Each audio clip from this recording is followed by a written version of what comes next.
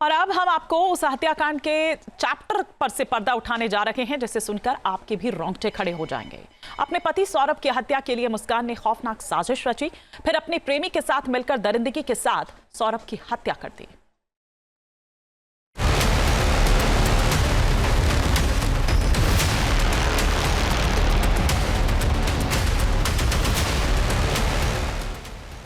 प्यार, धोखा और कत्ल के पीछे मुस्कान की खौफनाक और फुल प्रूफ प्लानिंग। मुस्कान को मिला साहिल का साथ, कत्ल किया, फिर सौरभ के सिर और हाथ के साथ गुजारी रात। 3 मार्च की रात क्या क्या हुआ, सौरभ के साथ दरिंदगी की पूरी कहानी।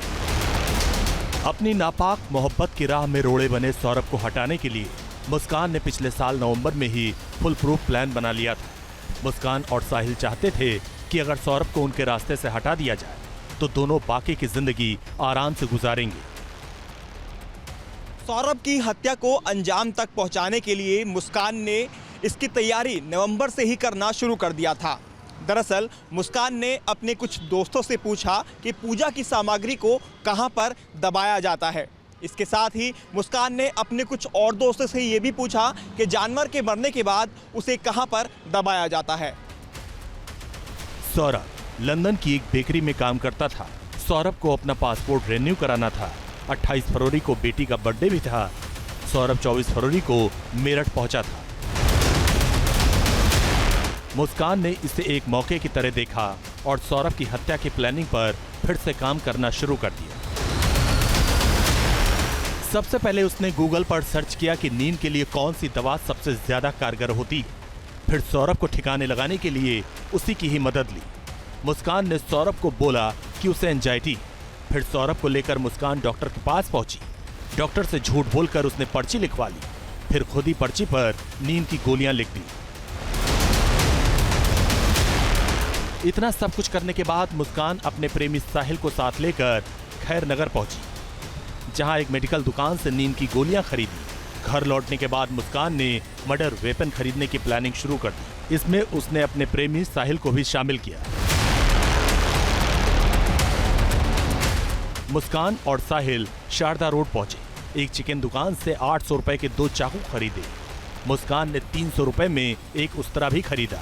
शारदा रोड की ही एक दुकान से पॉली बैग खरीदे गए। 10 किलो ब्लीचिंग पाउडर भी एक दुकान से खरीदे। मुस्कान को इंतजार था उस मौके का जब वो घर में अकेले रहे। 25 फरवरी की रात मुस्कान ने सौरभ की हत्या करने की पहली कोशिश की। उसने शराब में नींद की गोलियां मिला दी, लेकिन सौरभ ने तबीयत खराब होने की बात कहकर शराब नहीं पी और वो बच गया। 3 मार्च 2025 को सौरभ अपनी मां के हाथ के बने हुए लौकी के कोफ्ते लेकर अपने घर पहुंचा और मुस्कान को गर्म करने के लिए दे दिए। इस बात का फायदा उठाते हुए मुस्कान ने जब कोफ्तों को गर्म किया तो उसी में नशीली गोलियां मिला दी, जिसके बाद डिनर करने के दौरान सौरभ खाना खाकर बेसुध हो गया। जिसके बाद मुस्कान ने साहिल को फोन कर घर पर बुला लिया। इस बीच होता क्या था कि जब भी सैटरडे संडे को ये अपनी बच्ची जो इसकी वो अपनी नानी के यहाँ चली जाती। नानी का घर 2 घर 3 घर छोड़ के ही है, दूर ज़्यादा दूर नहीं है। तो अपने नानी के पास इसको रख दिया करती थी बच्ची को। 3 तारीख को बच्ची का एग्जाम खत्म हुआ था, उसे एक दिन पहले तो अपने नानी के यहाँ से छोड़ दिया था। 3 तारीख को सौरभ अपने घर से कोफ्ता लेके आया था। खाता पीता अपने घर पे था। सौरभ कई बार अपने घर चला जाता था, वहाँ से खाना पीना लेके चला आता था। ये वहाँ से लेके आया कोफ्ता में जब लेके आया तो उसने सर्व करने के लिए बोला, सर्व कर दो। रात के 8-9 बजे गया। साहिल जब मुस्कान के घर पहुंचा तो सौरभ बेहोशी की हालत में था। वो किचन में गया, वहां से 2 चाकू उठा कर लाया, जिसे मुस्कान ने चिकन की दुकान से खरीदा था। साहिल ने मुस्कान से कहा, सौरभ को अब तुम्हें ही खत्म करना होगा। सौरभ का वध तुम ही करोगी, मैं नहीं। ये एक अच्छा काम है और एक नई जिंदगी की शुरुआत है। ये काम तुम्हारे ही हाथों से होना चाहिए। साहिल का इतना कहना था और मुस्कान तैयार हो गई। इसके बाद साहिल ने मुस्कान को बताया कि चाकू कैसे पकड़ना है, उससे कैसे सौरभ के शरीर पर वार करना है। करीब 20 मिनट तक पूरी तैयारी के बाद दोनों बेडरूम में पहुंचे, जहां सौरभ बेहोशी की हालत में सोया हुआ था। बेड के पास ही बैठकर साहिल और मुस्कान दोनों ने गांजा पिया। नशे की हालत में आते ही मुस्कान ने चाकू से वार करना शुरू कर दिया। मुस्कान ने पहला वार सौरभ के दिल के पास किया। मुस्कान के चाकू वाले हाथ पर साहिल ने अपना हाथ रखा, फिर दोनों ने मिलकर ताबड़तोड़ वार करने शुरू कर दिए। बेहोश होने की वजह से सौरभ चीख भी नहीं पाया। जब दोनों को लगा कि सौरभ की मौत हो चुकी है, तब मुस्कान ने सौरभ के पैर और साहिल ने सौरभ के हाथ पकड़े और उसे उठाकर बाथरूम में लेकर गए।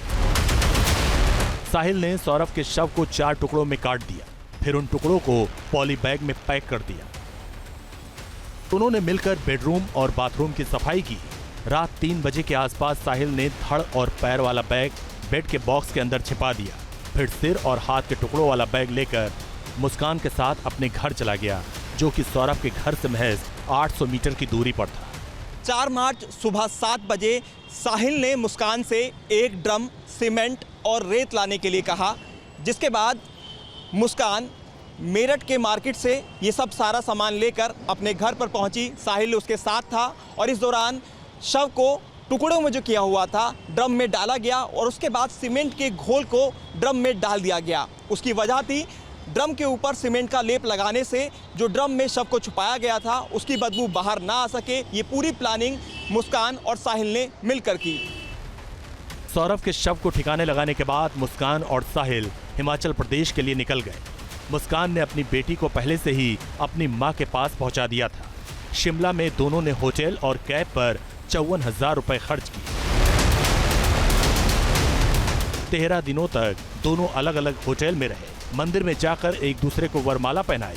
मुस्कान अपने साथ सौरभ का फोन भी ले गई थी। इस दौरान वो कॉल रिसीव नहीं करती थी, लेकिन व्हाट्सएप पर टेक्स्ट मैसेज का जवाब जरूर देती थी। एक मैसेज में लिखती है, मैं पार्टी में हूँ, यहाँ बहुत शोर है, बात नहीं हो पाएगी। सौरभ के परिवार वालों को भी मुस्कान ने व्हाट्सएप पर मैसेज भेजा और बताया कि वो शिमला में मुस्कान के साथ है। इस दौरान सौरभ की बहन ने उसे कई बार मैसेज के जरिए बात भी की।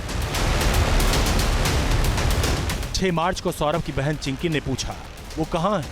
सौरभ के मोबाइल पर मुस्कान ने जवाब दिया, मैं बाहर हूँ, होली के बाद आऊँगा। 8 मार्च को चिंकी ने फिर मैसेज किया, वो अपनी बेटी को अपने साथ क्यों नहीं ले गया? उधर से जवाब आया, वहाँ का तापमान -10 डिग्री सेल्सियस है, यहाँ आती तो बीमार हो जाती। 13 मार्च को चिंकी के मोबाइल पर होलिका दहन का शुभकामना संदेश मिला। 15 मार्च को चिंकी ने पूछा कि सौरभ तुम कब लौटोगे? जवाब मिला कि उसने एक पार्टी की योजना बनाई है, पता नहीं वो कब तक लौट पाएगा। 16 मार्च को चिंकी ने सौरभ से बात करने के लिए व्हाट्सएप कॉल किया, कॉल का कोई जवाब नहीं मिला। 17 मार्च को फिर चिंकी ने कॉल किया, लेकिन कोई जवाब नहीं मिला। 17 मार्च को ही सौरभ के परिवार वालों को शक हो गया और उन्होंने पुलिस में शिकायत दर्ज कराई। उस लड़की का पहले से ही अफेयर था, वो अपने घर से पहले ही एक बार भाग चुकी थी और 5 दिन से गायब थी, जो कि मेरा छोटा भाई मेरे घर पे था, पेपर देने के लिए आया हुआ था। और उसके बाद मतलब ये सब हुआ और वो आया और उसको ये बोला गया कि वो घूमने गई थी, वो किसी लड़के के साथ थी 5 दिन तक। ये क्या था, 4 तारीख को हमने फ़ोन करा, मम्मी ने फ़ोन करा तेरा खाना पैक हो गया कि भाई खाना ले जा, तो मम्मी का फ़ोन भी नहीं उठाया। मेरे पास जो है 11:30 बजे मैसेज आया था, 4 बजे 4 तारीख को कि भाई मैं बाहर घूमने जा रहा हूँ, मैं खाना लेने नहीं आऊँगा। मैसेज पे बात हुई खाली? मैसेज पे बात करा उसने, मेरे पे जो मैसेज करा व्हाट्सएप पे कि मैं खाना लेने नहीं आऊँगा, मैं बाहर घूमने जा रहा हूँ। उधर 17 मार्च को ही मुस्कान और साहिल मेरठ लौट आए। अगले दिन मुस्कान अपनी मां के घर पहुंच गई। मुस्कान की मां ने पूछा कि सौरभ कहां है। इस पर मुस्कान ने बताया कि सौरभ को उसके घर वालों ने मार दिया, लेकिन मुस्कान की मां को अपनी बेटी पर शक हुआ। उन्होंने सख्ती से पूछताछ की तो मुस्कान ने सारा सच उगल दिया। बेटी को वो नहीं चाहिए, क्योंकि सौरभ लड़का बहुत अच्छा था, बिल्कुल पागलों की तरह प्यार करता था उससे। उन्होंने अपना घर छोड़ा, अपना परिवार छोड़ा, पैसा प्रॉपर्टी सब छोड़ा इस छोटी के लिए, क्योंकि उन्होंने बेदखल कर दिया था। जब अब जब से गए हैं इतना ऐशोआराम दिया है कि अनलिमिटेड पैसा खर्च कर दिया। इसके बाद मुस्कान ने इसकी जानकारी अपने पिता को दी। पिता ने ये जानकारी ब्रह्मपुरी थाने की पुलिस को दी। 18 मार्च को पुलिस ने मुस्कान और साहिल को गिरफ्तार कर लिया और उनकी निशानदेही पर ड्रम से शव के टुकड़े को बरामद कर लिया। मेरठ से हिमांशु शर्मा के साथ team news nation. News nation अब व्हाट्सएप पर खबरों की ताजा अपडेट के लिए न्यूज नेशन के इस क्यूआर कोड को स्कैन करें